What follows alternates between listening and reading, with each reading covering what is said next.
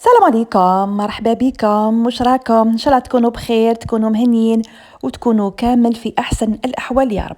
قبل ما نبداو نشوفوا الوصفه تاع نهار اليوم، صلوا على الحبيب المصطفى عليه افضل الصلاه والسلام. طلعوا لنا الفيديو بلي جيم بارطاج والاشتراك في القناه فضلا وليس امرا. اليوم حبيت نبارطاجي معاكم هاد الوصفه اللي كانوا بزاف بنات قالوا لي بدينا كاش وصفه لزياده الوزن وزيادة المناطق الأنثوية. كنت حطيت لكم وصفة بزاف شابة وجربتوها، وكاين اللي سمان عليها وكاين اللي مازال ما جربهاش. انا اليوم راح نزيد لكم وصفة واحدة اخرى مليحة لهذا رمضان، ان شاء الله تديروها وتصيبوا صحتكم عليها.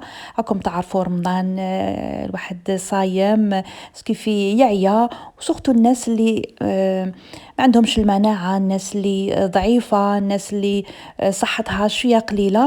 دونك كلوا هذه الوصفة ولا ديروا هذه الوصفة وردوا لي الخبر، راهي مليحة فيها فوائد بزاف مليحة لصحتنا البنات. دقيق القمح ولا الروينة ولا الزميطة ولا الزرير، هذا دقيق يا البنات انا ننصحكم تشروه وتخلوه في دياركم، تمدوه لولادكم، الناس اللي عندها وليداتها ضعاف في صحتها، المرأة المرضعة، البنات اللي يحبوا يزيدوا في الميزان، لكن كما نقولوا بطريقة طبيعية، مش دوك دواوات ودوك المكملات الغذائية اللي يهلكوا الصحة. دونك أنا وريت لكم دقيق القمح، اشروه من عند العشاب، لازم يكون شوية محمص. وأيضا اشروا اللونج بار والحب العزيز. اللونج بار وحب العزيز راه يزيد في الميزان يا البنات. الناس اللي عندها كما قلت لكم نقصه بزاف في الميزان، دوموا لي على هذه الوصفه.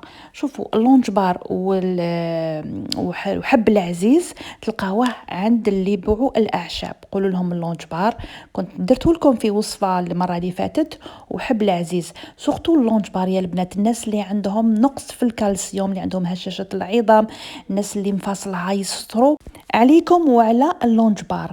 كاين في بعض المناطق يسموه إيلان، كاين اللي يسموه الدخن، كاين اللي يسموه البشنة. هو عبارة عن حبوب تشريوها من عند اللي يبيعوا الأعشاب، تحمصوها شوية يعني ما تحرقوهاش، من بعد ترحوها. وبلا ما نحكي لكم على حب العزيز. حب العزيز راه يساعد في عملية الهضم، راه يقوي الجهاز المناعة، الناس اللي عندهم مشاكل في الهضم، الناس اللي عندهم القولون العصبي، الناس اللي تعاني من ضعف في الجنس، عليكم كما قلت لكم وعلى حب العزيز. المكونات ولا طريقة راهي سهلة، كما نديرو الطمينة نفس الطريقة. تسخنوا شوية زبدة، يستحسن أنه تكون حرة، اللي عندها اللي ما عندهاش معليش دير لا ماكارين. ترونوها بالعسل، العسل الحر ولا العسل تاع الدار، ولا اللي تحب أكثر الوصفة تكون أكثر صحية، رونوها بدبس التمر وتحصلوا على قوام يكون خفيف.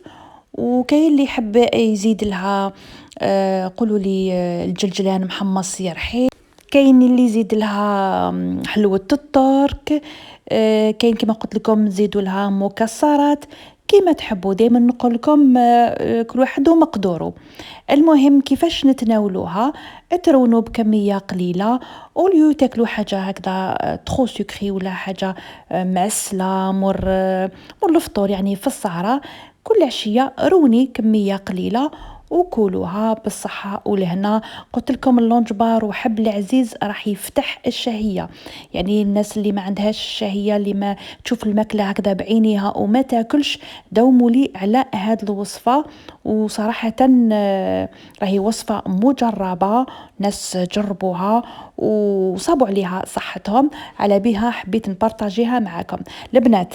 انا نخليكم على خير، ان شاء الله الوصفة تاع نهار اليوم تجربوها وتنال اعجابكم وتزيدوا في الميزان وتزيدوا كما نقولوا تصيبوا صحتكم عليها.